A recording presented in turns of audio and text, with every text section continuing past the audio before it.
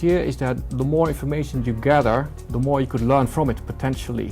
So that's really where the edge is on the big data for risk management. And in practice, not actually that easy to extract information from this data. I think remote condition monitoring is one of those exciting areas. So on trains, for instance, you'd have detectors sit by the edge of the rail, looking at axle boxes overheating.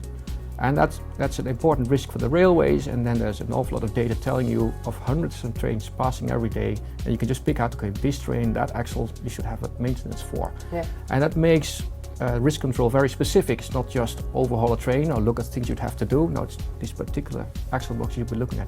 I think that's pretty exciting in relation to traditional safety management. Well, I see the bowties as a graphical interface to tell you what the safety of your system is or the health state of your system is. So if data feeds bowtie nodes, you could see which barrier is deteriorating today and which one's deteriorating tomorrow.